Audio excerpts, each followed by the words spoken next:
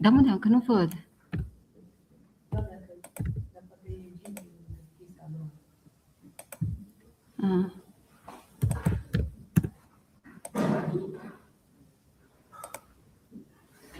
La modalitate, forse su modalità, forse non faccio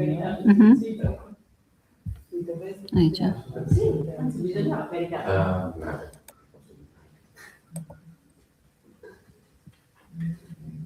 Ce pe aici?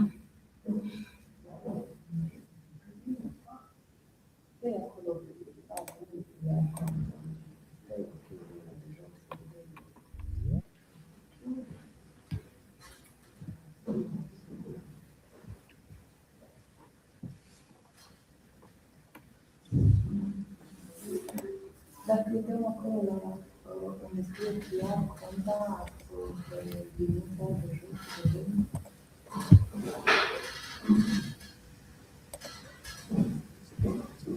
Hai că poate are Ariana. Then they can ask.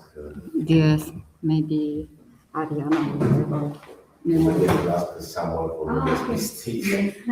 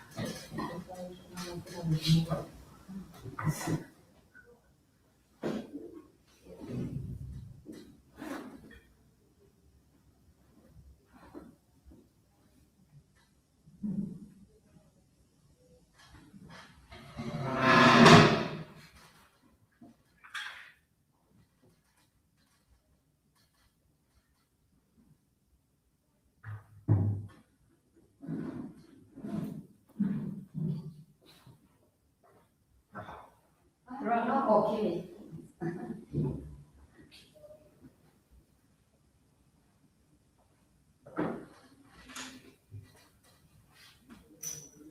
Abbiamo ragione mia? Puoi guardare il tuo? No, Adesso così questa è sempre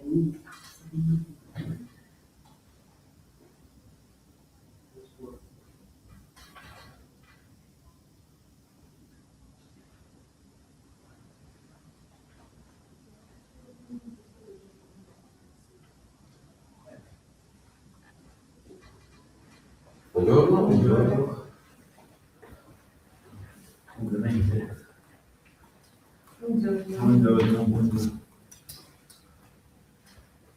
Buongiorno. Avete già inserito? Stiamo facendo.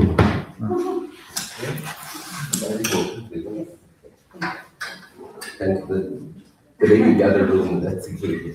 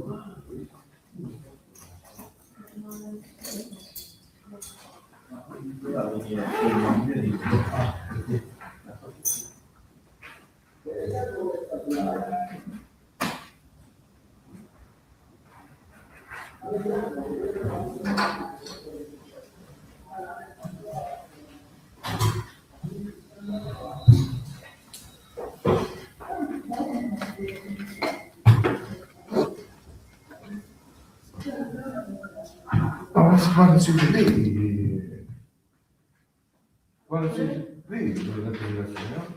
Immagino di sì.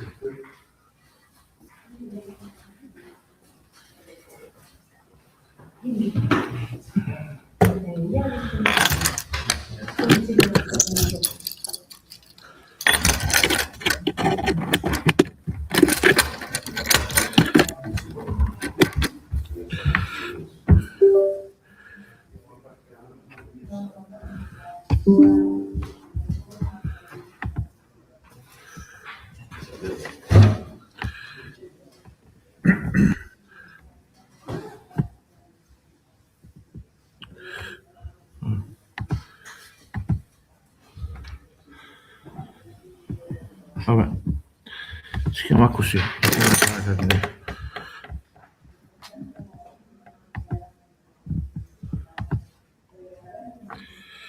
Certo.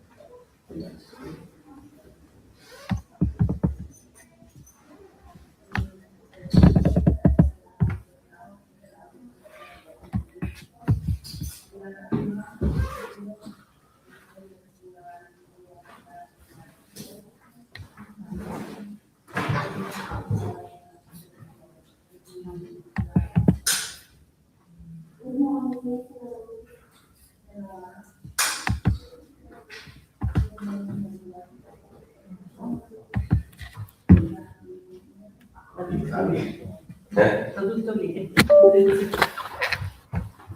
Sei a posto. Sono andato per questa. Lasciamo caricare anche le nostre.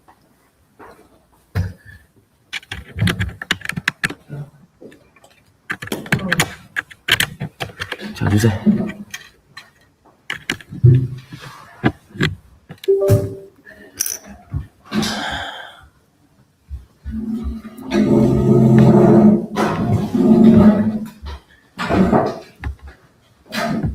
Sono Anna Maria e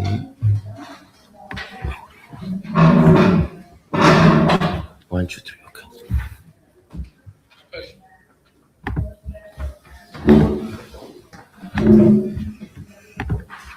Questa è la tua, giusto? Questa è la tua, giusto? Non vedo quella. Sara. Ah, sì, non ok? vedevo, scusa. Poi Anna Sì? e poi questa qua dovrebbe Sì. essere. Manca quella, dobbiamo caricare quella lì, l'hanno già caricata. Non lo so. Anche io non. Tu hai già messo la tua? Hai già messo la tua presentazione qua? Ah, ok, l'hai Ah, già allora l'hai fatto. fatta. Sì. Ok. E ci siamo trovati senza. Ok. Ok? Devo solo vedere un attimo la sessione, questo problema Vai. per la parte online. Ieri questo computer infatti dà un problema che non siamo riusciti a risolvere. Purtroppo non c'è la telecamera. E quindi non c'è, no? No. Non c'è, quindi non funziona una parte di telecamera. Vabbè, non credo Vabbè, sia un quindi chi è problema. a casa non ci vede. Sì, però sente, c'è presentazione e tutto quanto. Va bene? Ok. Sì. Ok. Prima delle presentazioni devo solo condividere lo schermo con Qualcuno è online. passato adesso davanti. Che cosa? No, non Ah. c'è questa parte, non c'è la telecamera. Ah, di qua. Alla Ok, frontale. sì, infatti perché di là Sì. forse qualcosa è successo. Ok. Non la vedo. Ma questa è un'altra Infatti aula. questa qua è la stanza.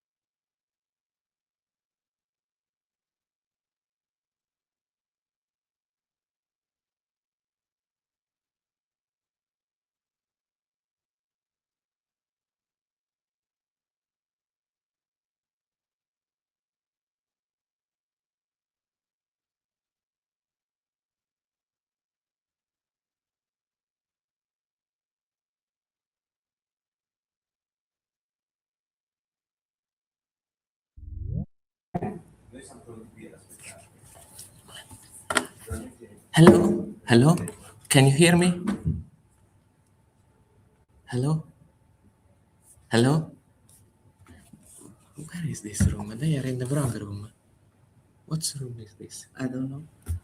Who is? This is Flavio. Flavio is in the wrong room. Wrong room. Flavio?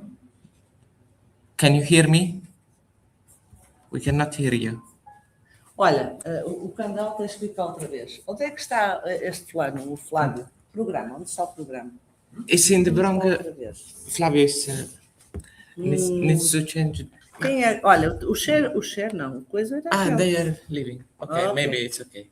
Maybe Olha, it's okay. outra vez aqui. We have... Agora já está Candal. Candal. Já ficou. Wi-Fi. It's okay. It's okay. Ok. E aqui, diz-me lá qual é. Aquele diz sempre ok no fim. E então?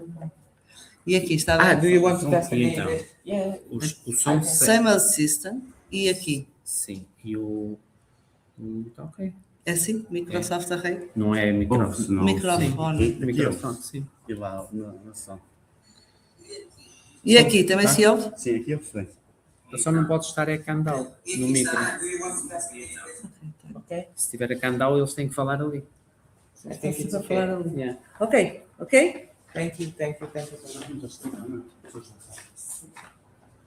much. So I think that I can start. Ok, quem sabe? Okay.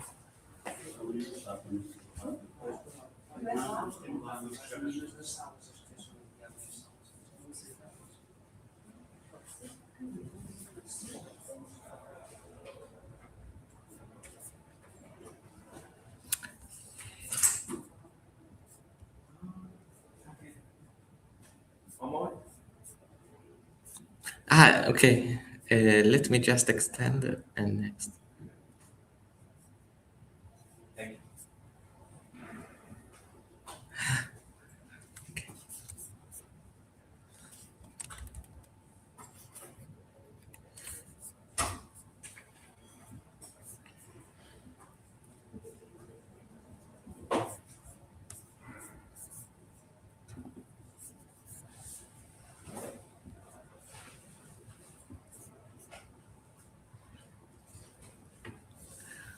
Okay, good morning, everybody. This is the first paper of the session.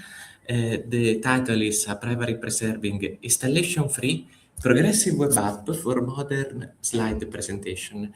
I am the author, Damiano Perri, from the University of Perugia. In this paper, I will show you a modern app that we are also using in this conference, ICCSA, that allow presenters and authors to show PDF, to present PDF in a very easy way, and also the total size of the application. And this is one of the major points that you need to take in mind during the speech, is 220 kilobytes. So all the code of the application and all the functionalities implemented in the application are in 220 kilobytes, okay? So after searching around the web for all the software that we can use to share, to manage conference presentation, I saw that there are so many limitations because for instance, you need to install a software. You need to install a software for the operating system that you need to use. And you can also find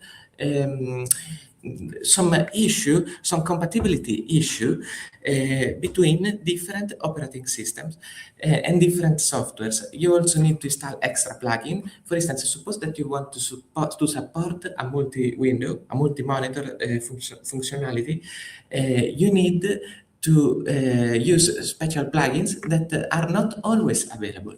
And also, we need to differentiate between PDF and PPTX, for instance, because PPTX, you can use them with PowerPoint. You can use with, for instance, Keynote, okay, Apple Keynote. And the application natively support dual monitor. But if you want to present PDF, just the simple file, okay, PDF, you cannot use it in PowerPoint or in Keynote. You can use it, for instance, with Adobe Acrobat Reader that lacks with the dual screen presenter view. For instance, if I will start the presentation with Adobe Acrobat, I will just use the mirror display, because Adobe Acrobat cannot help you if you have, for instance, the view as a presenter and the view for the public. First, if you use Chrome, same situation. Okay, you can use Google Docs if you want and present from Google Docs. Next, you can use two windows, but the issue is that it's closed source. Okay, and you need to use a platform managed by others. Okay, you can use PDF PC, PDF Presenter Console, that is a command line presenting software. Very nice if you want to try it, but it's not easy to install it in Windows and macOS. It's not plug and play, and mainly it's just for Linux. Okay, you can use Impressive, that is another one software, and offers you spotlight and zoom and transition effects. But it depends on libraries on Python, so you probably will have issue during the time, because you need to update. If you update the system, maybe some libraries will not be all compatible with the code. I'm not sharing. No, I'm sharing. I think that yes. Because you are using a DROM and you need the credential, the ports are closed. Okay, you can watch on YouTube. You can use Cloud Presenter as speaker deck, slide share that are closed platform, but require you to upload a PDF file to external server. Or, for instance, some Markdown frameworks or something else like Reveal.js and so on. But the work that has been done completed the building of a progressive web app, okay, that is fully open source, loaded on GitHub. So if you will go on GitHub, you can see and download the code. The total size is 220 kilobytes, and it's installation free. You just need to open up the web page, drag and drop the PDF, and that's all. And you can start managing two screens. All the web technology has been developed with HTML, CSS, and JavaScript. And so the technologies that are under the platform are completely client-side, okay? There is just few lines of code that I build on server side, but all the technology is client-side, and this has been done because there are some new APIs released in the last years that allow you to manage from one window, another window that pop-ups from the browser. This wasn't possible before, okay? There are some new APIs, and some of them are all multi-platform, so can be used with Chrome, Firefox, Safari, and so on, but a few of them only Chrome can use this API. Okay, there are some APIs that the other browser needs to implement. Okay, they will implement in the future. Opera is and Chrome are two of the browsers that implement the majority of the modern web API. So the key feature of the software is to get the spotlight functionality. We have the laser pointer, so I can just press L. This is another window of the browser, you know, and I can show you that this is just a window of a browser, okay? And in this other part of the screen, I have the other window of the browser. We have also the possibility to dynamically zoom on the portion of the slide that I want to show you. I can draw, if you want. I can draw everything I need. And also I can integrate my smartphone with the presentation. In this way, we have here on the bottom some options. For instance, I can integrate with the remote control. If I click here, a QR code will pop up, and scanning the QR code with your smartphone, you will be able to connect your smartphone to the page and change the slides with the smartphone. Okay, and this is just the only portion of the software optional that is server side. Okay, this is just the only functionality that you can use server side, because if you want to change a slide, I need to manage a WebSocket connection with the server, and because I need to send data, but that's all. Okay, that's all. We cannot do it in LAN because there are some restrictions, some security restriction that doesn't allow it to manage that in LAN for now. The platform support PDF, videos, images. For instance, during my lectures at the university, I have one lecture that needs to show some videos, and I just drag and drop videos in the software, and I can share and use all the functionalities, Spotlight, the dynamic zoom, and so on, sharing multiple videos with this app to the students. The app uses Windows Management API and broadcast channels. The Window Management API is one of the latest API released, and is fully compatible with Chrome and Opera. The only issue that the Safari and Firefox does not implement is that when you pop up the presentation, Chrome allow you to select the window, the screen that will be used to pop up the new window. So for instance, here, if I use Chrome and click play or start a new presentation with the Window Management API, I can pop up the window in this monitor, the monitor of the public. But if I use, for instance, Firefox, the window will pop up here, and I need to move it on the other display. And that's the only difference between Chrome and Firefox with this Window Management API, okay? And also Safari, okay? And also Safari. I use the broadcast channel for send data, and the only data that I send from this window and the other window is go to the next slide, go to the previous slide, and with the PDF.js, that is another one open source library, I can open a PDF and show you the correct slide, and for instance, if I need zoom and use all the functionalities, because it's a library that transforms each slide in an image that you can manipulate and stream to the other window.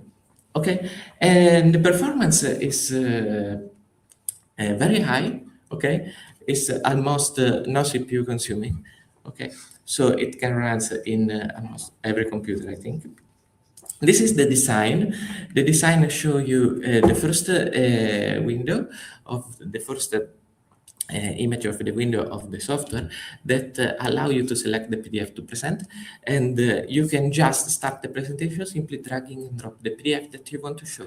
Suppose that you need to perform a keynote speech, and you need to configure the system. Okay, you will spend time, okay, to do that, but you can just come here, open up the browser with the correct page, drag and drop the PDF, and that's all. You don't need to configure anything. Okay, every computer that you need to use to perform your presentation will be able to use the software, and the software will always have the functionalities that you know. Okay, The graphical interface of the presenter is this one. You can arrange the 3 windows as you wish, and also at the bottom, if you use notes, you will have the notes. The PDF that the software support are almost everything, but the notes are supported from 2 software. The first one is the PDF in output from LaTeX Beamer, okay? Because with LaTeX Beamer, LaTeX is a code that allows you to also write presentations, okay?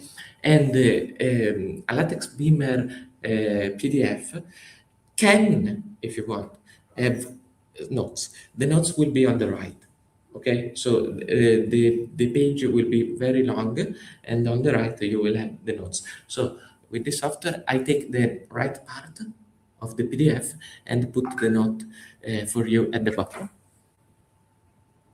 Let me hear. The other type of PDF with notes that I support is Google Slides. So you can manage the presentation with Google Slides and download the PDF with the notes. From other software like LibreOffice, I think you should manage the situation in a different way, because the standard output doesn't include the notes at the bottom of the PDF. So this should be managed in the future, okay, as future work. This is the smartphone remote control, and this is the only optional part that requires a few lines of server-side code and allow you to manage and change the slides. Okay, you can move in previous on the next slide. Okay, the highlight, the question and answer, that is another functionality that the audience can use. Will pop up a QR code to the audience, and the audience will be able to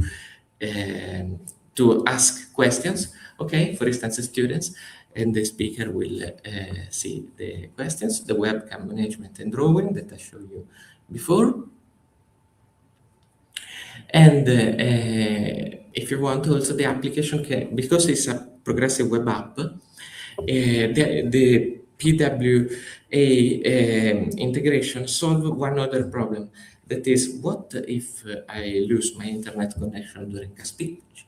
Because otherwise, maybe something can be problematic. Okay, so a progressive web app allows you to install the application locally.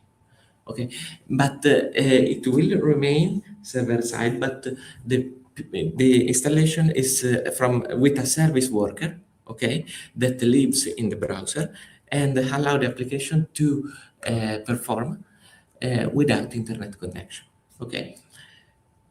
And no data is transferred to the server, and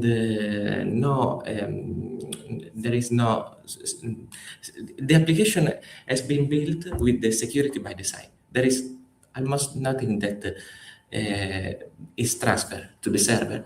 So in the usual application development, you develop application, and next you need to think about the security, but this has been developed with the security by design, because it's nothing that you transfer to the server. So there is nothing that I need to protect.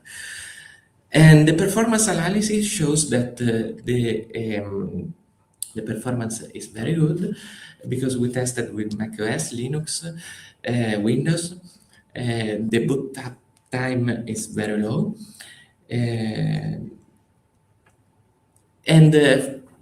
But the boot up time is not a standard and deterministic evaluation, because my boot up time should be different from your boot up time. So I tested the application with Google Lighthouse. That is a platform that allows you to test the performance metrics, the accessibility metrics of your application, and the application obtained 99/100 of performance score, that is almost perfect, and 96/100 of accessibility score. The last part of the score if you are able to integrate the screen reader for instance, or something that allow people with disease to use your application. So, but I can work on that. And now the application is under an open source server that allow you to evaluate and leave a feedback. But for now, for the time being of writing the presentation, 415 participants using the application, but now over 2,000 people use the application. So in future, I hope to open to get a community that use the software, okay, and because it's open source, and the goal is to have a community, and use Samsung DeX, because Samsung DeX is a functionality that allows you to connect the monitor just with the smartphone, and it will be amazing if Samsung allow you to use just your smartphone and not the notebook to perform presentation. Because imagine you touch the smartphone, pop up a new Windows, but for now Samsung DeX doesn't have the API that allow you to use two monitors. You cannot use a dual screen with Samsung DeX now, maybe in the future. Okay, so that's all for the presentation. Thank you for your attention.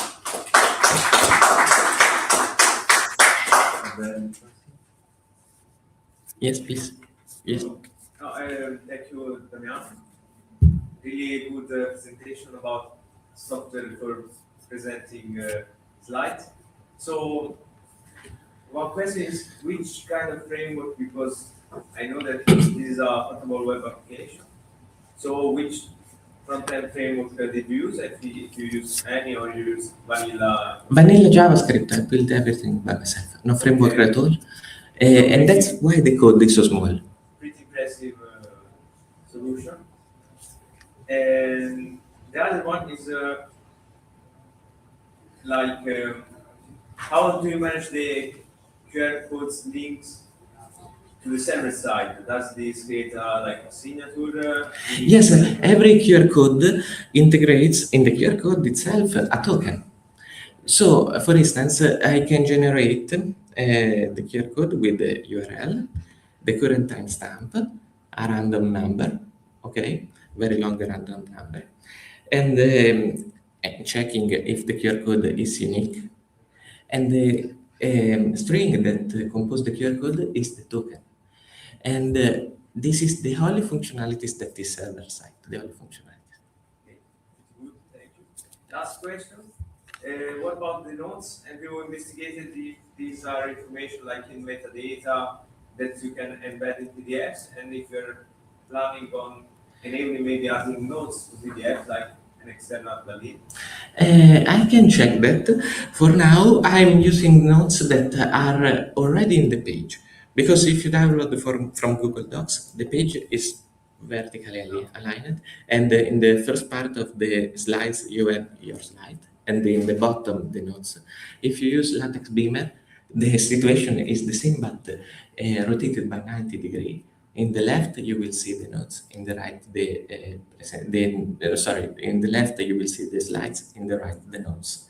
So I can just crop the notes, extract the text, and put it in the bottom of your presentation. For instance, here, I don't have notes now, but if you want, you can put it here, okay? And they use the zoom if you need to increase the size of the notes, okay? And that's all. Okay, thank you. I was just curious, maybe I can understand. But when you make the local installation, yes, you still need to have the server from outside, from a remote machine, or you can have the server directly on your PC? You can also have on your PC. The application is already online, okay? The server is this one. Let me show you. Presentation dot damianoperri dot it presentations. So, let me. Okay. And in Chrome, you have the installation button on the top right. That's all. You just need to drag it here, and it's done. At the bottom, you have the Google, the GitHub link. I don't see it, but maybe in the about. But all the code is in GitHub. And eventually download my version of the code and Also, create my server. it's possible. Yes, it's possible. But the goal is to have a community to improve the code. Okay. Okay, thank you. Okay. Yeah, dynamic optimal collection management system. The presenter is everybody. No, Alessandro. Alexander. Ok, Alessandro, non so se senti bene. Yes, I am online. I have the return of the audio. Maybe this is a problem. No. You can start. Okay.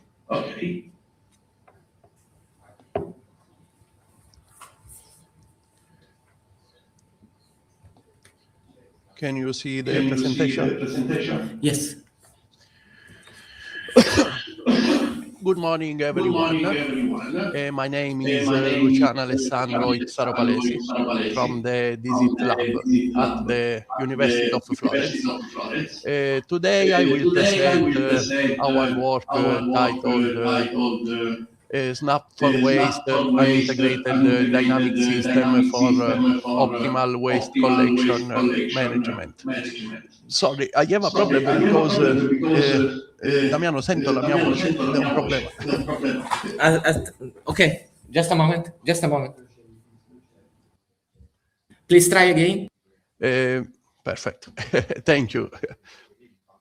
The main idea of this work is simple. Waste collection should not be managed only with fixed schedules, but should become more dynamic, more data-driven, and more connected with the real condition of the city. In this presentation, I will first explain the motivation and the problem. Then I will introduce the Snap for Waste architecture, the optimization workflow, the Amsterdam case study, dashboard in Snap for City, and finally the main result contribution and limitation. Let me start with the motivation. Waste management is becoming more and more important at international, national, and local levels. The production of waste has increased a lot over time. In 1965, global waste production was about 600 million tons. In 2050, it reached about 1,900 million tons, and it's expected to reach 3,500 million tons by 2050. This growth is connected to several factors: urbanization, population growth, tourism, and the increase in consumption. All these factors make waste management more complex. But the problem is not only environmental. Waste collection and transportation also generate high operational cost. Cities need trucks, drivers, fuel, maintenance, and planning activities. When collection is not well organized, truck may travel bins may overflow, and service quality may decrease. These can also lead to problems such as illegal dumping or delays in maintenance. For this reason, waste management is not only a disposal problem anymore. It's also a mobility problem, a cost problem, and a sustainability problem. This is where IoT technologies and route optimization can help. The main problem is that many cities still use traditional fixed schedules. For example, a truck may collect a bin because it's scheduled for that day, even if the bin is not full. At the same time, many existing solutions focus only on one part of the problem. Some focus on sensor or on routing, some on dashboard, and some on pay-as-through models. However, real urban waste collection is more complex. A good system need to consider bin fill levels, truck capacity, traffic condition, and operational key performance indicator. So the objective of Snap for Waste is to integrate these different aspects into one platform. The system combines IoT monitoring with dynamic route optimization. It provides real-time key performance indicator, alarms, and a tool for operator and drivers.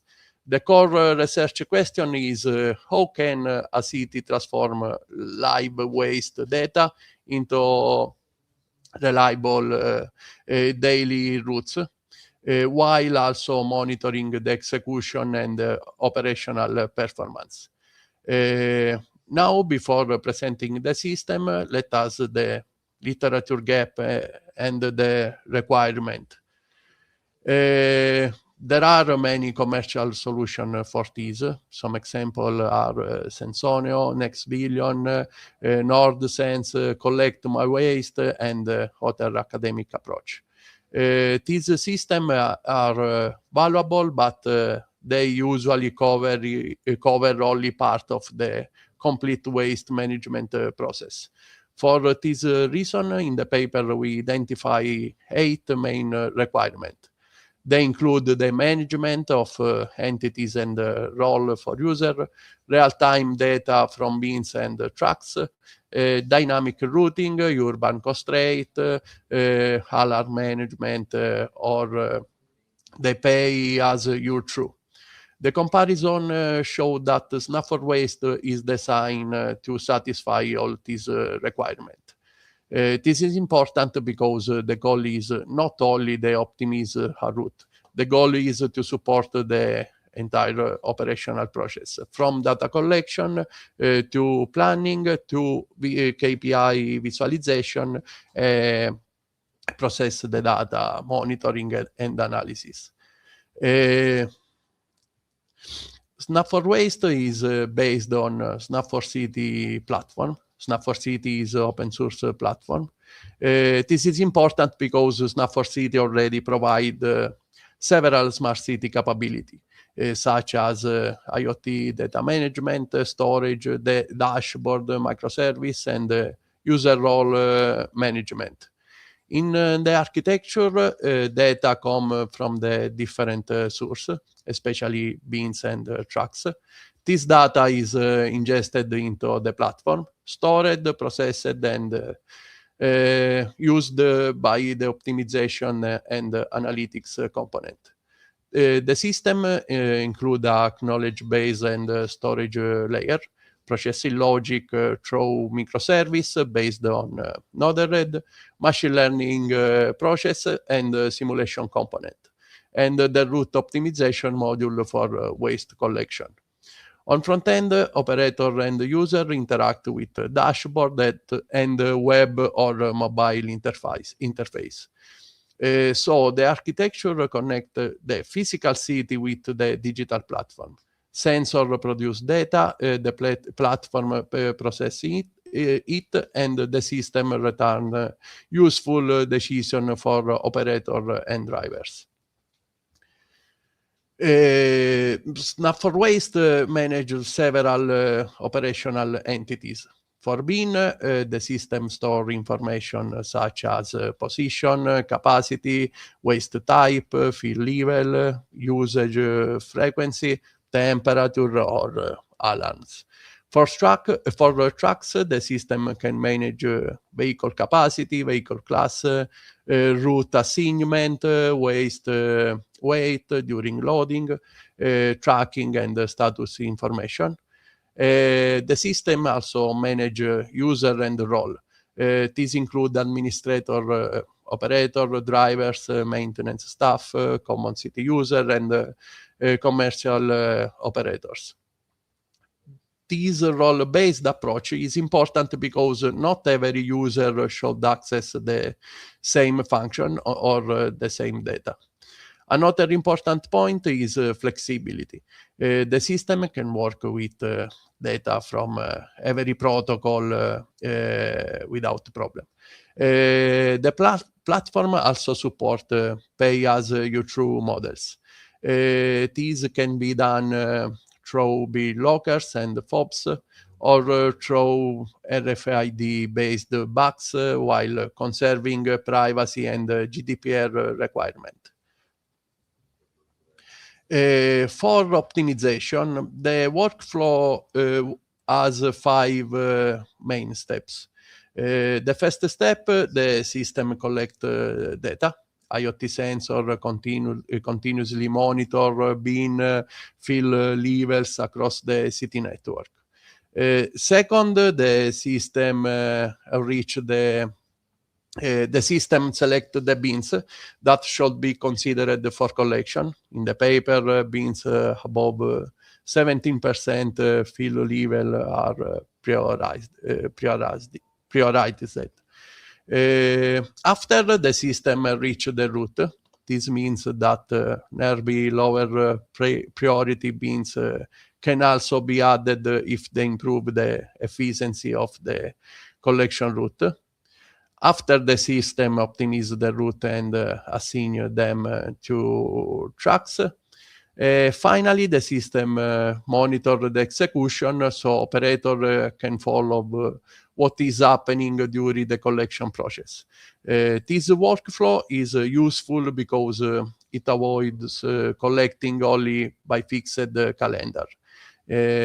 Collection is based on actual condition and predicted needs.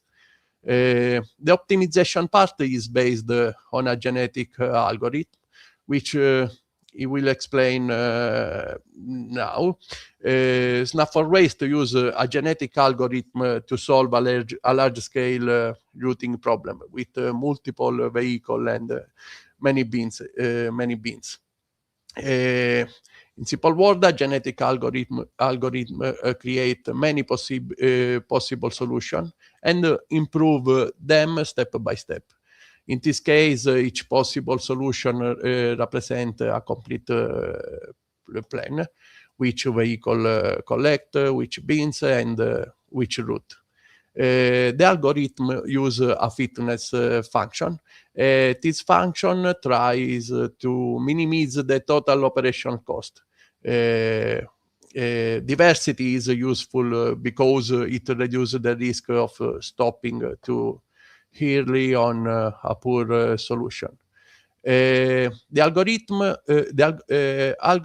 framework uses tournament selection to choose a good parent solution.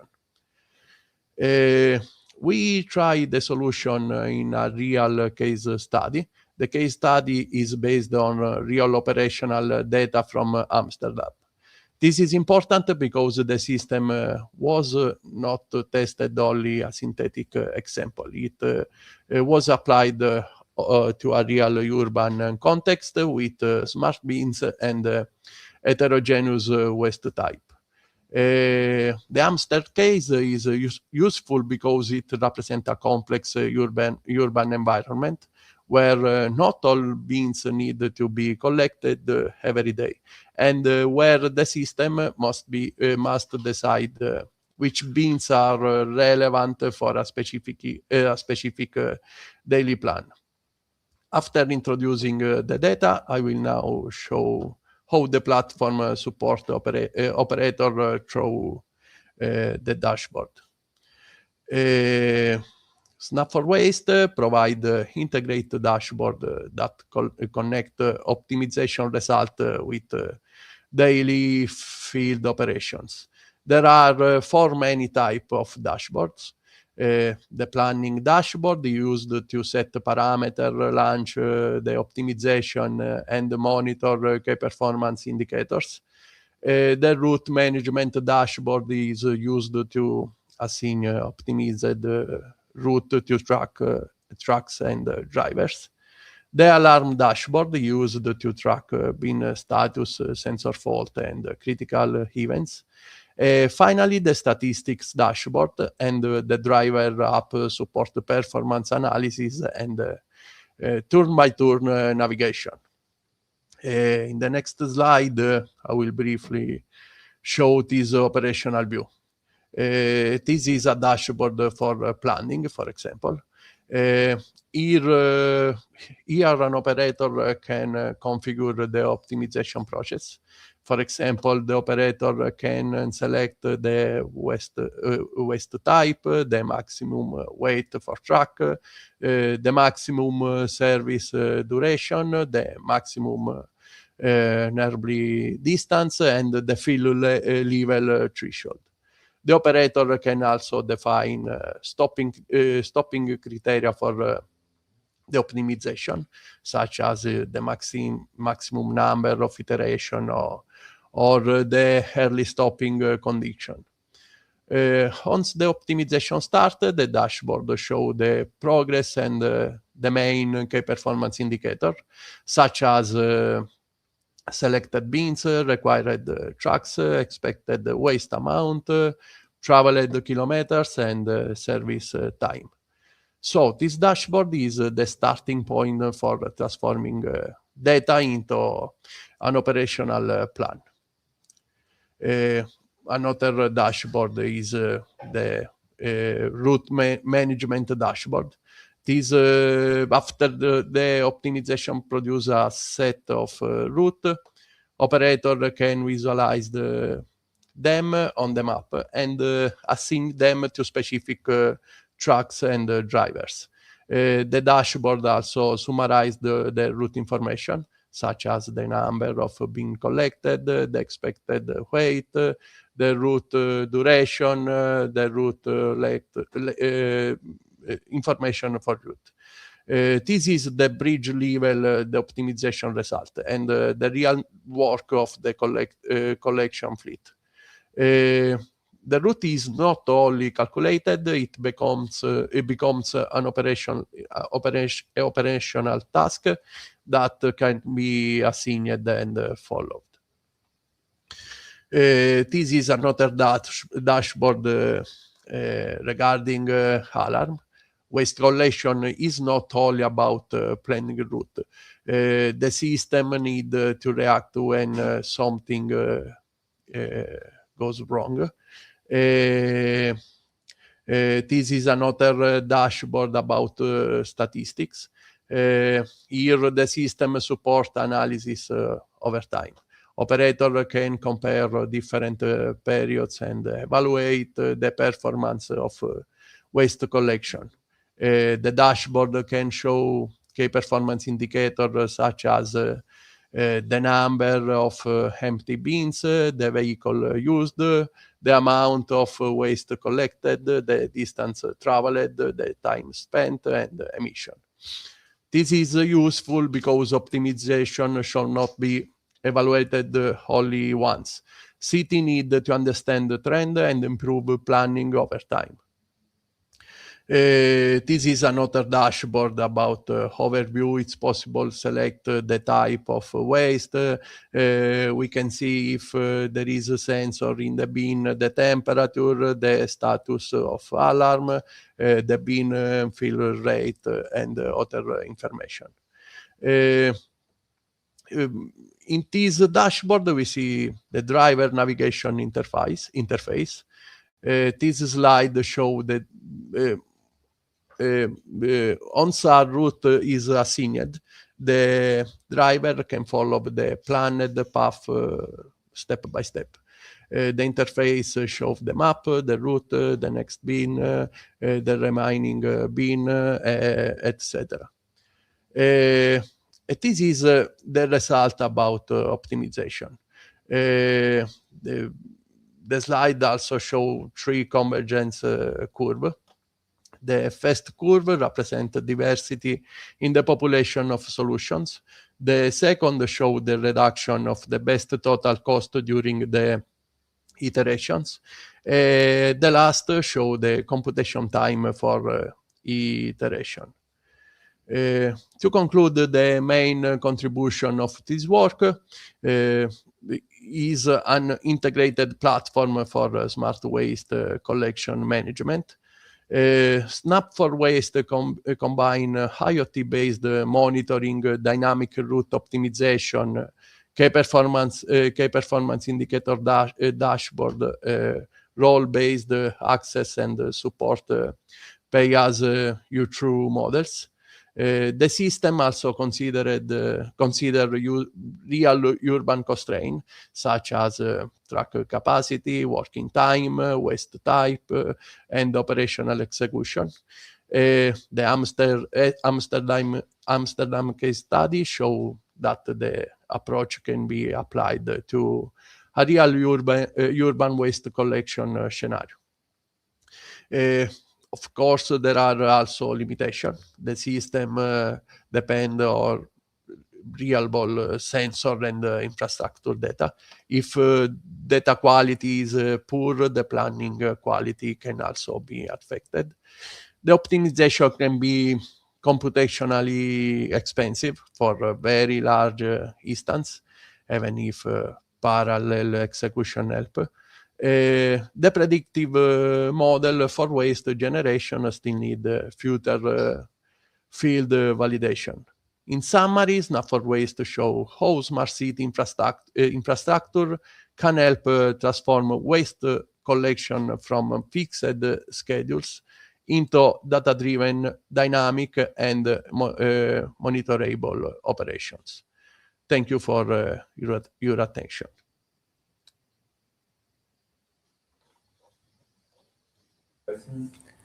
Okay, Luciano. Thank you. Thank you. Thank you. Thank you. Good morning. Thank you very much for your presentation. This is a really challenging field of application. I have just, I'd say, two questions. The first is, you mentioned that you are considering real-world limitations, but my question is if you are considering real-time traffic limitations. In my city, north of Portland, sometimes the trucks depart with a given route, and meanwhile there are some accident or some traffic blockage, and they have to divert to pick the garbage. The second thing is, I have no doubt that this kind of approach is necessary and impactful in very areas, in the well-being of people, in the cost of garbage collection, in the efficiency. I have no doubt, but I feel the need to have a kind of a baseline that we can use to compare the KPIs before and after some intervention. So I deeply invite you to build to get some baseline on cost and time to collect the waste. Sorry, Damiano, I have a problem for the question because the audio is very. If you repeat the question, Damiano, it's possible. Okay, maybe can you come here? Sure. Yes, maybe it's better. Sure. So, hello. Sorry. Oh, so, the question is your system considering real-time traffic conditions? Yes, because Snap for City is a big infrastructure with many services about mobility, optimization of infrastructure, and have many data respect the mobility, the traffic data, and when the system calculate the routing, consider this information for the routing. Yeah, but this can change while the truck is going to pick the waste. That's why that's the difference between real world data and real time data.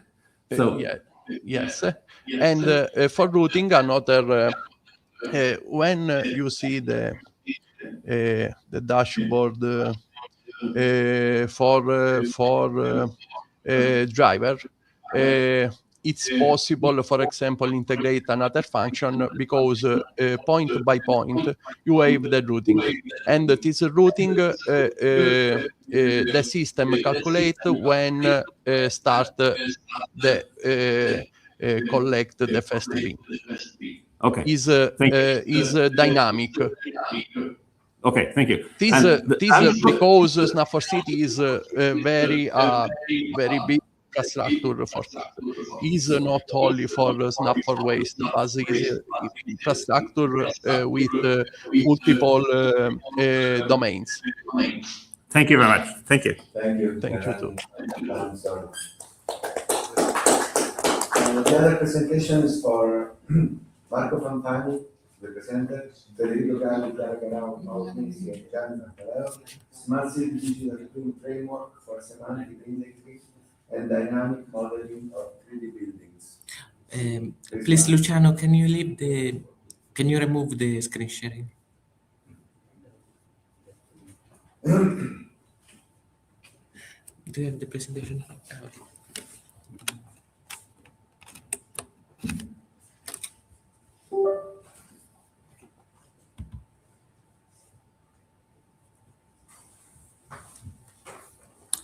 Okay, thank you very much for your kind introduction. So I'll try to be quick as possible.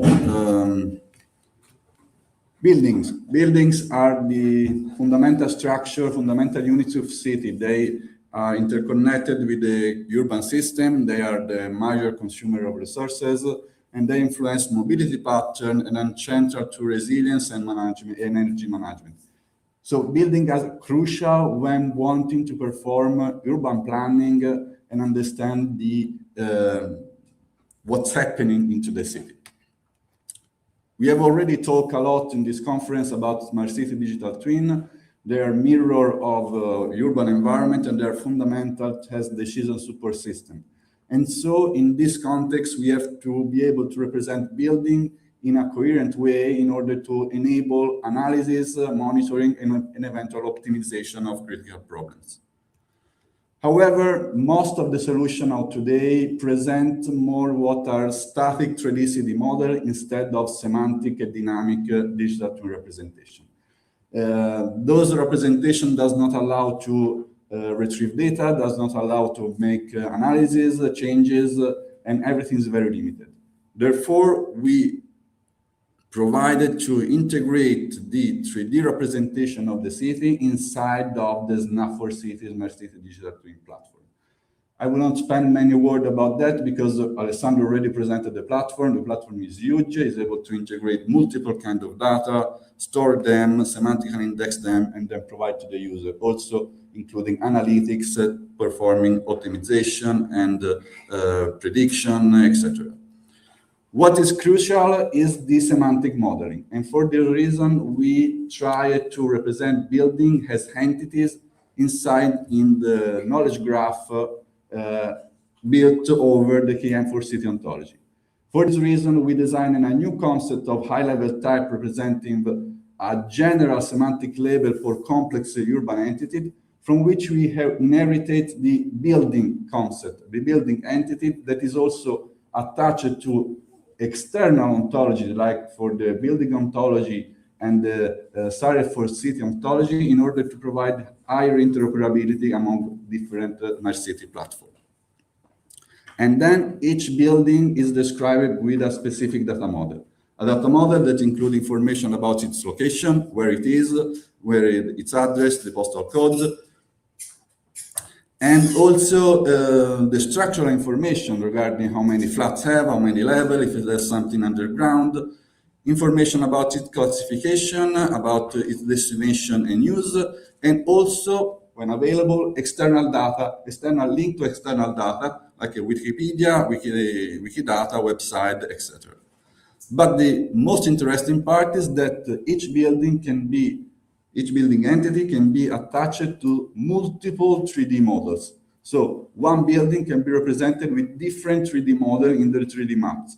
And this is possible by creating different 3D entities that are then attached to the building entity.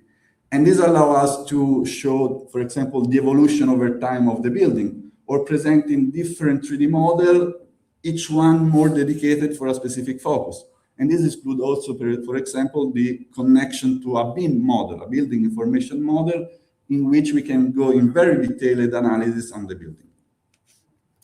Obviously, creating such a service includes different challenges. The first one is the data volume. Cities include 10,000 of buildings that should be ingested.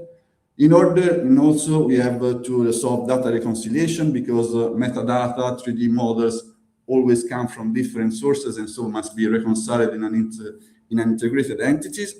And then we have the rendering problem. Rendering a city with so many entities, so many buildings can be difficult and requires special strategies. The data sources that we use was OpenStreetMap for the metadata, and an in-house building 3D model created from DTM and DCM data, a sort of elevation to have a simple but realistic representation of the building.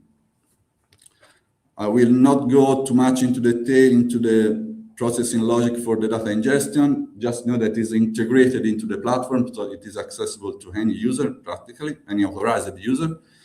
It's based on five main steps. One, pre-filtering steps, then the retrieval of the entities, the creation of the entities in the knowledge base, and then the ingestion of the data and the delegation of the permission, in order to allow only authorized user to view and inspect the buildings. Next, all these operations performed as a batch, so we move on batch iteratively. Since the ingestion is huge, errors may happen, and so the flow you just saw include some error handling functionalities that deals with missing data, temporary failure by retrial, and then in the worst case of persistent failure, the error is logged in order to be manually inspected and resolved later. However, when resuming the ingestion, what has been already done is not made again, and so we have not to start from scratch every time. So we can resume from the point where it stops. The rendering framework is based on the DECGL, an extension of the DECGL framework, named Snap for DEC, and is based on the crucial concept of the fusion layer. That is a special technology we implemented in order to reuse already downloaded data from the server in order to speed up the visualization on the client, because everything is rendered on a web client without installing any software. The validation case is on the Florence city. It includes more than 50,000 buildings covering an area of 150 square kilometers. So it's not a mega city, but it's a great city with great complexity in modeling it. And the digital twin is not limited to the building, but also include the road network, traffic flow, IoT sensor, point of interest, heat map of environmental aspect, and many more data, all integrated and visualizable by the user when he wants.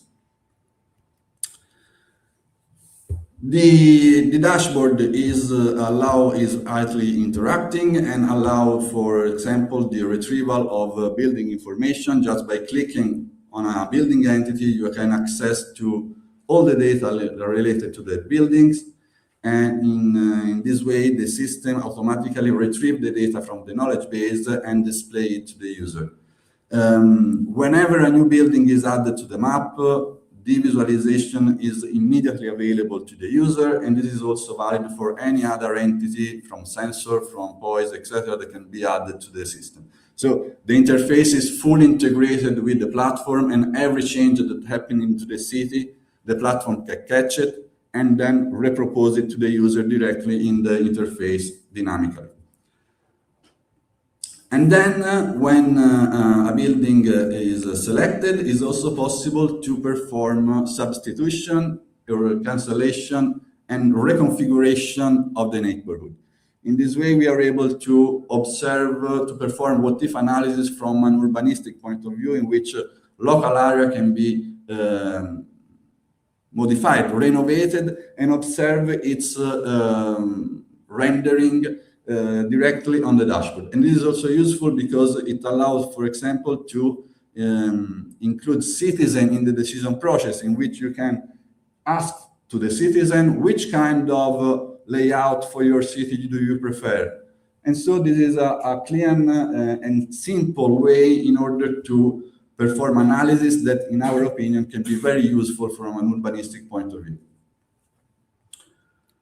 Okay, just conclusion. The Snap4City digital twin platform is able also to include 3D building model enriched with semantic data, thanks by its connection with the KM4City ontology.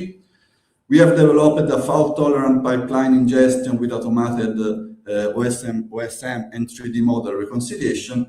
We have a massive rendering system on web browser via the Fusion layer, and we enable functionalities to support for what-if analysis for runtime urban planning simulation. And the validated case on Florence expressed how the system is able to map very complex scenarios, like complex city, like the one in which we live. Before leaving, I would like to give a preview of what we are working right now. It's almost completed. So this is the dashboard or the digital twin. And we included a new functionality in which any authorized user is able to load a new 3D model for the building. So instead of having the user asking the operator behind the back office to include a new building into the map, the user can simply load a 3D model, place it in the map with the dynamic and interactive command, 3D command directly on the web interface, place it whenever it wants, associate it to an existing building entity, and then save it in order to be made available to all other users that have the permission to view this model. So we can have a sectorial distribution of information in which, for example, at the beginning, only few authorized users are able to observe the new models and select them the best, and then the model can be made public to the wide distribution on the citizen. And as you can see, the operation is pretty simple, just few commands with mouse and keyboard. You can add also specific information for the specific 3D model in order to classify it into the ontology and provide some notes and metadata description. And when you're ready, you can just save it.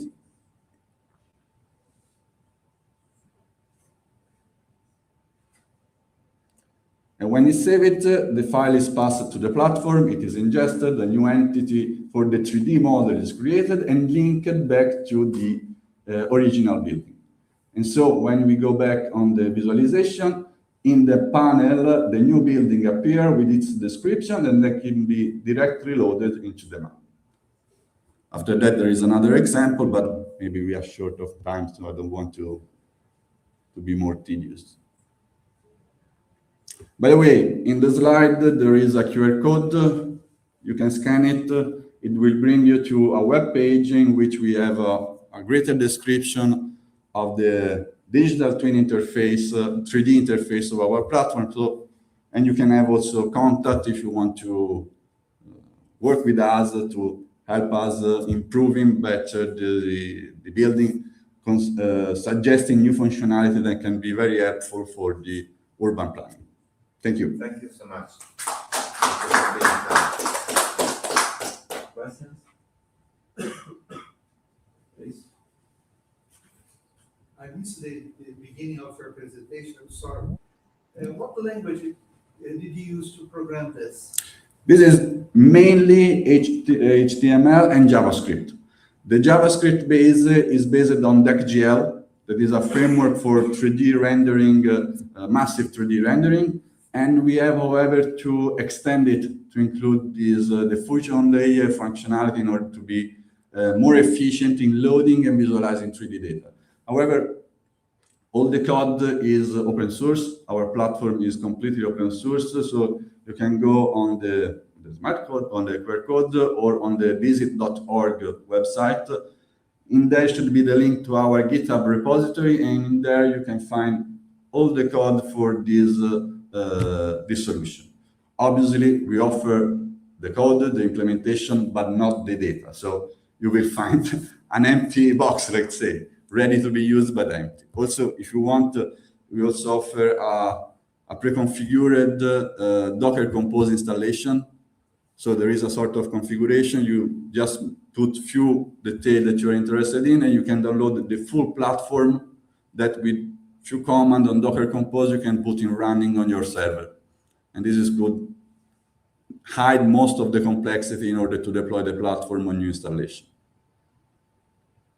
Okay, that's one more question. Is it possible to apply this kind of system to create safe routes for impaired vision people, wheelchair people, something like that?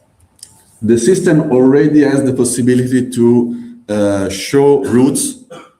For example, even routing can be computed directly on this interface. We do not have right now an analytic that can compute safe paths in the city. So this is something that could be very interesting, but it's something that at the moment is problematic because, for example, we miss data about the sidewalk.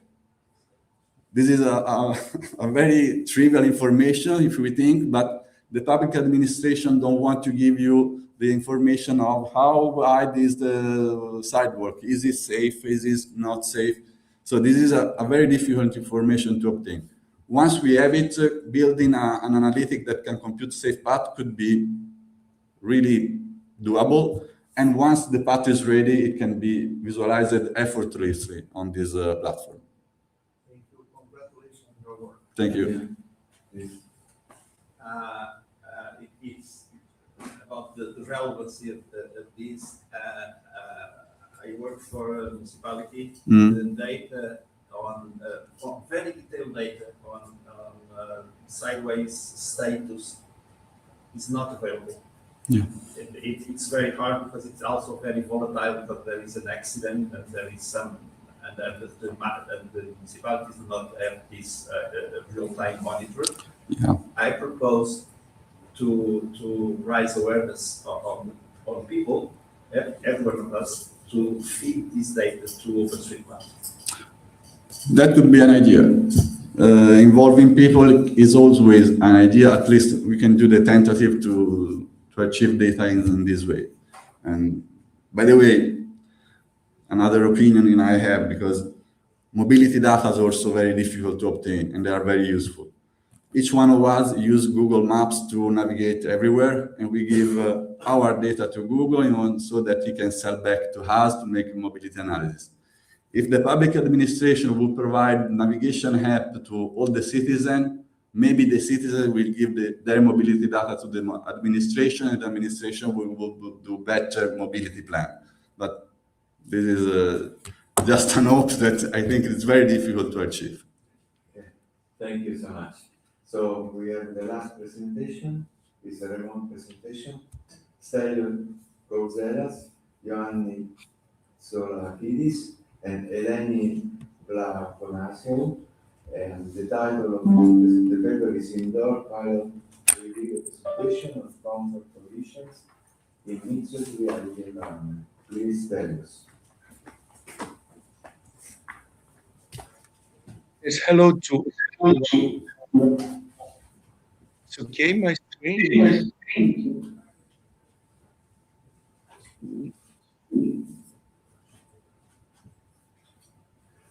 You can see me now? Yes. I hear my voice twice. Okay, Stelios, now I will mute this microphone so you can start your talk and share your screen. I think that we are just seeing your screen, so you can just start. So it's okay? Do you hear me now? It's okay? Yes, it's okay, Yes? but I have to mute the microphone in order to let you start. So I'm muting and you can start. Okay. So thank you very much, Mr. Chairman, dear colleagues. I'm very glad to be, I'm very honored to be with you today. So I'm Stelios Kouzelias. I'm actually architect engineer and associate professor at the International Hellenic University. And I'm working on spatial digital representations. So this is a third work, let's say a trilogy of representation of properties, spatial properties. Here we have presentation of comfort conditions in mixed reality environment. So let's see what is about. Is about a description of, for the moment, of a theoretical frame of a spatial digital interactive 3D representation system of indoor spatial properties such as unhealthy emissions and building energy rates. So the aim is to record and evaluate both the energy and health status inside the building in an understandable way. Objective description of the technical condition and requirements of this theoretical real-time 3D spatial simulation system in order, of course, to contribute to a future implementation of this system. We use 3D simulation in a mixed environment based on voxel point clouds technology with low-cost grid of sensors. And the result is the 3D digital thematic representation of clouds rates of energy and health status inside the building in a mixed reality environment, with a superposed rates evaluation understandable table. So a few words to introduce this problem. So a specific need among others for well-being inside the building has led many studies in recent years on measurement and 3D representation of comfort conditions. So we are talking about the energy digital spatial properties, such as humidity, temperature, ventilation, thermal condition, and of course, unhealthy emission and pollutants. However, the combination of interdisciplinarity techniques, technologies present many advantages and of course, many limitations. And we must adapt all this technology to a unique platform, which is not so always easy. The objective is described in a theoretical way, this methodology of 3D indoor spatial representation of comfort conditions is to visualize temperature, humidity, energy design, and air pollution inside the building. We are based on 3D point voxel simulation. We are creating a representative 3D model of objects in a minimum time by using scanning techniques, provide a framework of making a post-occupancy evaluation of this energy efficiency, evaluate measurements rates in a simple graphical way for a non-expert user, contribute to create a wireless, low-cost sensors grid system of comfort condition measurements, and visualize spatial phenomena with high degree of perceptions by understanding problematic comfort areas and sensing appropriate actions. So the state of the art of this innovation, of this work, concerning the visualization methods and techniques, were based on VR, AR, and MR techniques. Virtual reality actually immerses the user inside the virtual environment. The AR is exactly the opposite, superimposes the virtual object into the real world. And mixed reality is between them. So concerning the wireless techniques, we are faced with three main issues, such as the mixing real and virtual environment, tracking in general, and wireless communication between so users and computers and protocols. So we are using the voxel modeling techniques, actually voxelization of point clouds techniques, taking from the photogrammetry method, refers to the segmentation of space into small, very small cubes of specific dimension structure by using, of course, based on 3D cube table called voxel that can represent a wide range of 3D objects and their related properties. So we take the point, sorry, yes, we take the point cloud. Sorry, I'm hearing my voice twice. It's okay. I think it's okay now. Thank you. So we are based on LiDAR technique by retrieving taking. Stelios, you are not sharing. Sorry? Sorry? You are not sharing the slides.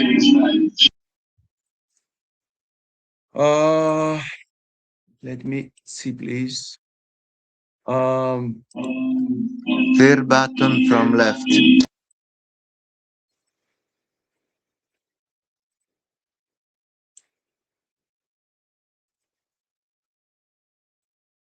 It's okay now?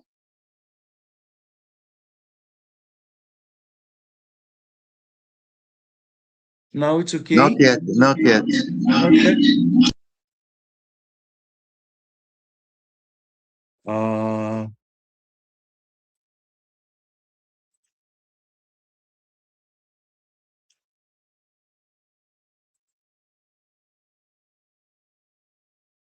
Now it's okay?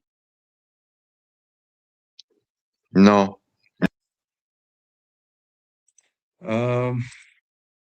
Sorry. I don't know.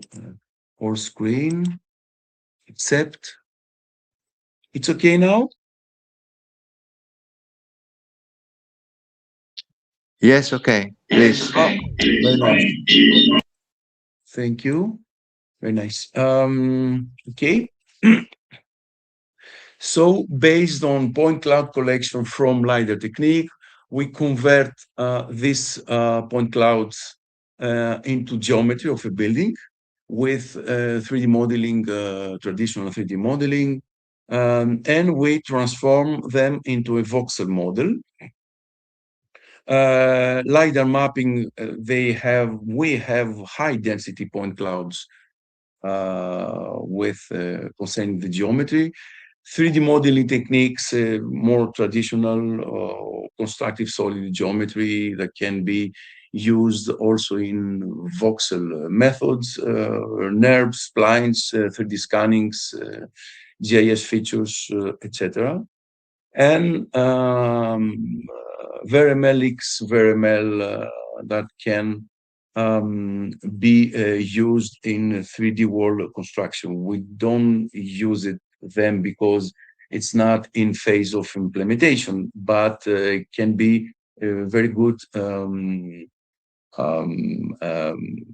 weapon in order to handle database and object orientation, object problems.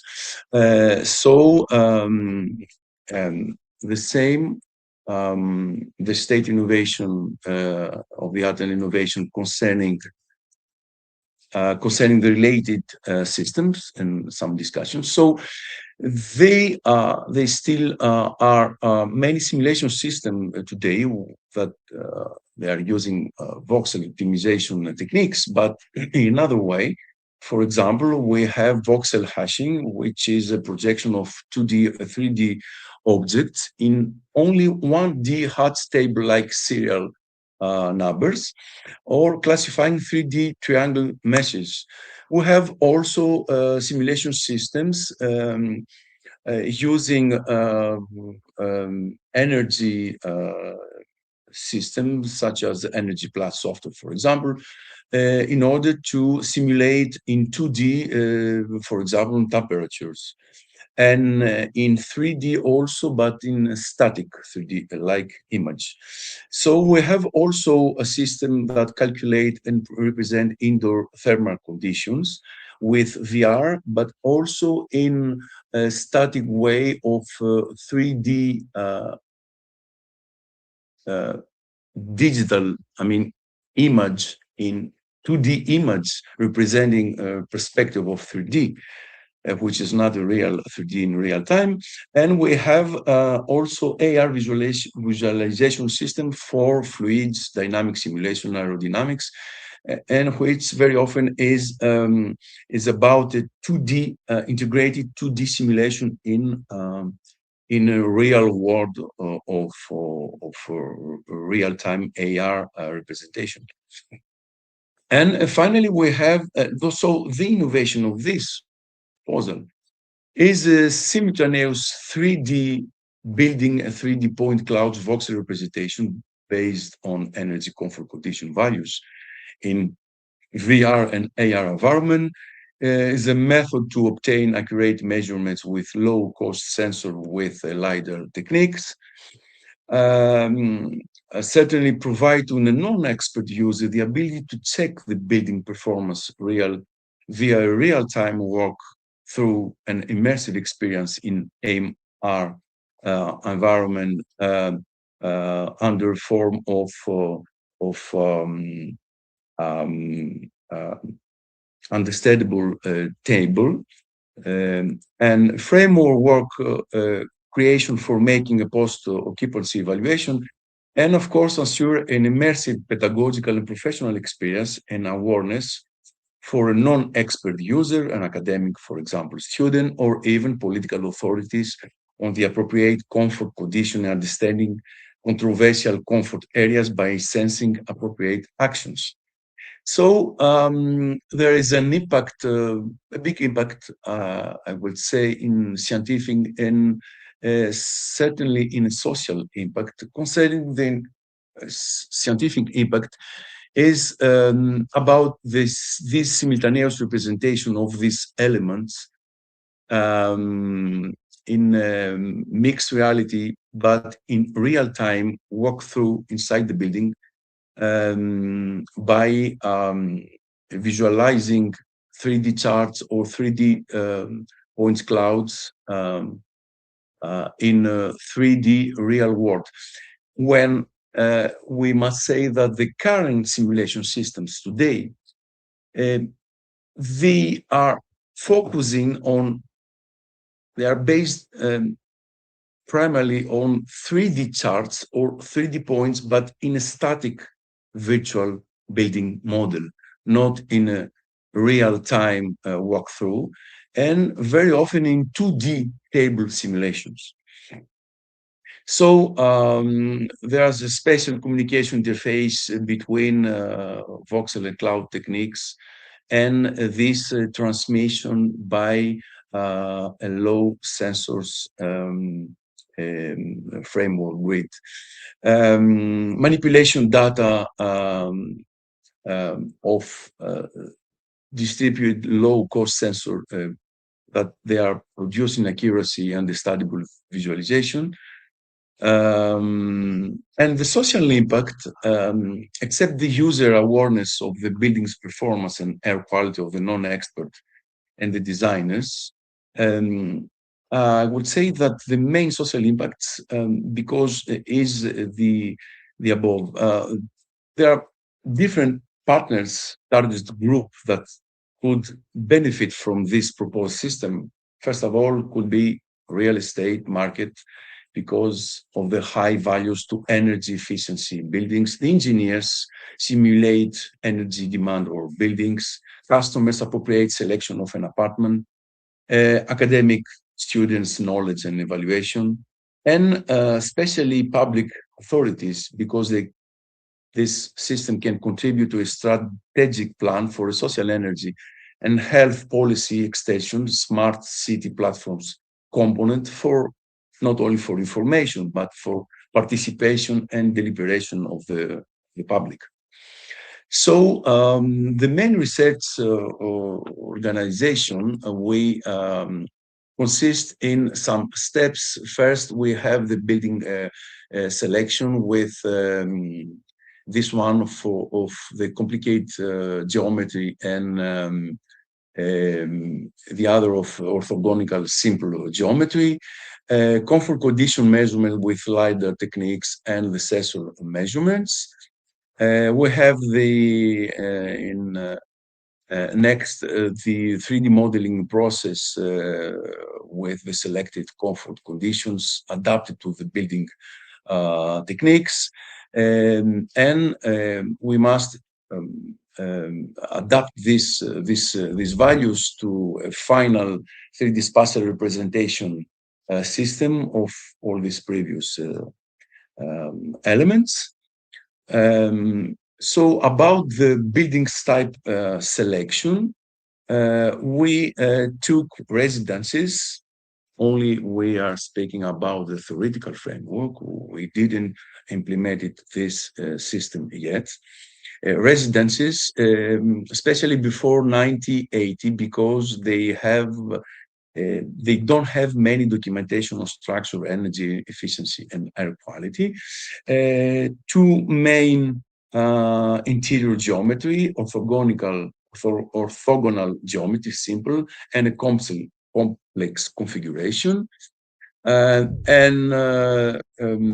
Residence with ground floor and first floor, and a measurements condition in winter twice a year and summer on 24-hour basis with this installation of the low-cost sensor grid. Two types of low-cost grids in order to retrieve temperature, humidity, air quality, noise, etc., based on these structural boxes. So the two categories are distance measuring sensors, like low-cost LiDAR sensor, and sensors for measuring environment parameters, such as the healthy emissions, for example. And so about the modeling process, because on one hand we have the automatic, let's say, voxel modeling of the properties of the space. On the other hand, we have some geometries that we need to create, and the interior of the geometry of the buildings, etc. So this is a quite complicated process, because there are many limitations, because we have to do with special mixed reality requirements, protocols, communications, a plethora of applications, many devices that they need to work together, sensors, glasses, wireless technology.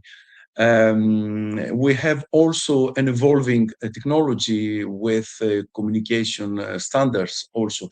So we based on object modeling based on photos, on photogrammetry, which is photo from multiple angles, traditional CAD models, but in specific formats, like in order to be seen by AR and VR platforms, such as constructive solid geometry, NURBS, and appropriate formats, VRML, Collada object, GL transmission format, etc. And many devices, some specific smartphone with specific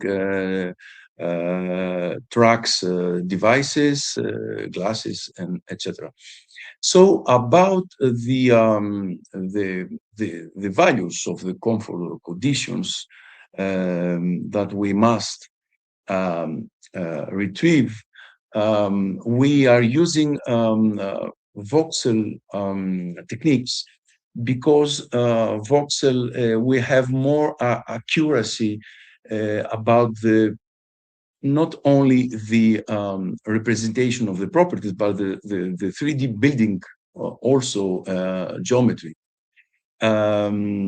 We can simulate we can use techniques that will be impossible with other modeling methods, especially on terms of accuracy.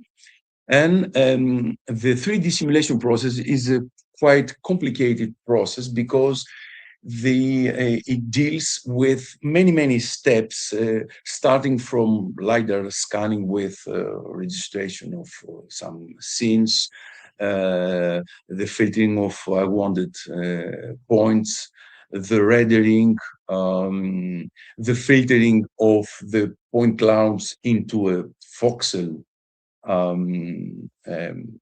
points.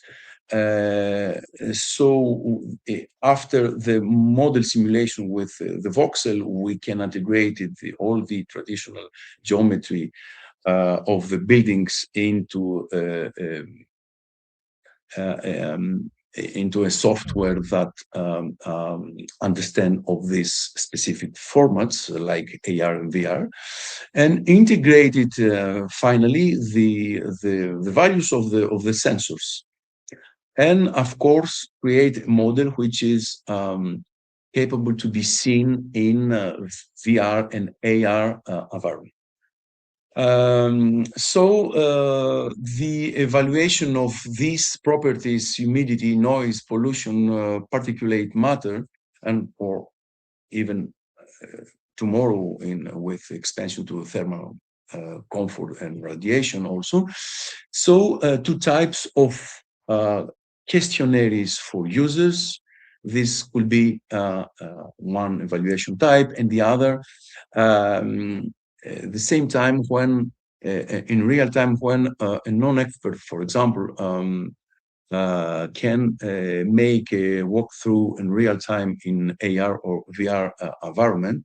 He can see, for example, a radar chart with the measurements, with real measurements, and compare to ideal rates, and in understandable way, he can understand and perceive the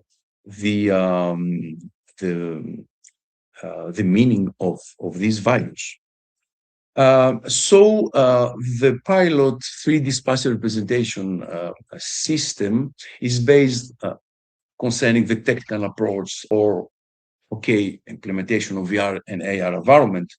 The technical approach of 3D modeling, also special VR devices and their integration, like sensors, smartphone, etc.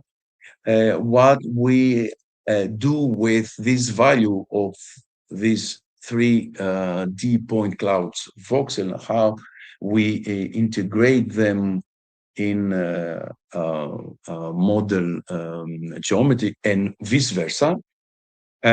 Point-based distance sensors with by the low sensors system grid, and open source hardware that can see all these values and all these geometries. And the visualization results in VR environments, it's 3D building modeling process, as you see in the left bottom of the screen. Is necessary to integrate comfort condition clouds, like clouds superimposed in the VR geometry environment. And in AR, so in AR, as we saw, we have the real reality, the real reality, and which is superimposed actually these clouds, the transparent presentation with augmented objects, as we see you see on the right of the screen. So to conclude, we have here a 3D spatial representation of ergonomic assessment of energy and health design inside and building based in a mixed reality environment. This research methodology involves, among others, many things, stuffs, buildings, energy, design, 3D building geometry, 3D spatial representation, all this in a unique interactive environment. The scientific and the social impacts are significant because it's not only the results and integration of real-time measurements by sensors integrated into 3D geometry in real time, but generating an understandable table with comparison of rates of taking rates with ideal rates. A non-expert habitant, for example, can understand better and why not participate to a strategic plan by the authorities in order to evaluate this building's local network by the authorities.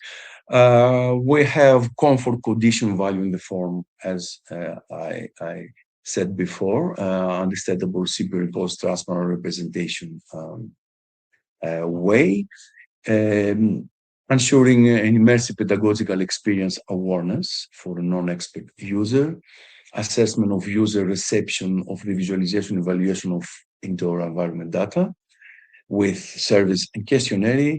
And of course, we must adjust this proposed system could be a very good option in the future to an accessible online platform, as we saw, why not before, as a component of a smart city platform for public awareness, information, participation, and finally deliberation. Thank you very much for your attention. Thank you. Thank you. We are running out of time in few minutes. The plenary will start. However, are there questions? Okay, good. No question, because we are really out of time. Thank you. Thank you very much. Thank you. Bye-bye.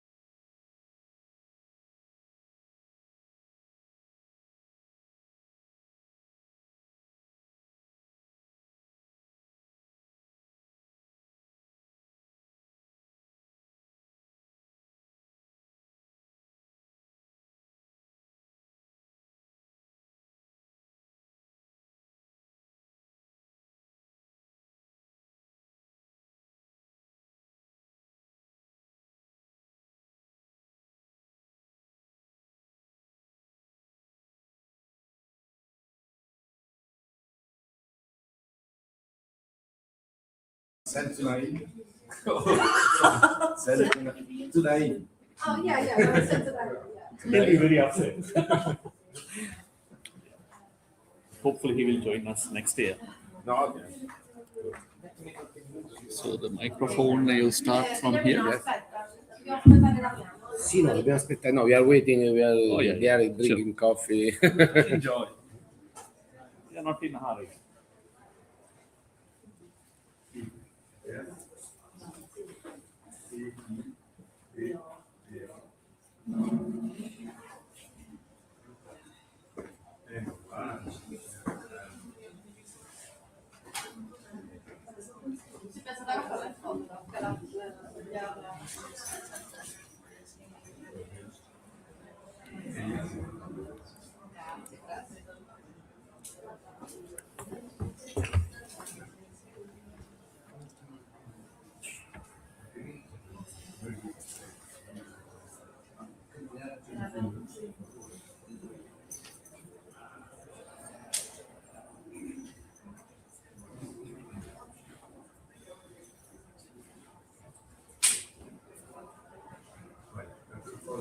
No, I looked at your presentation, very interesting.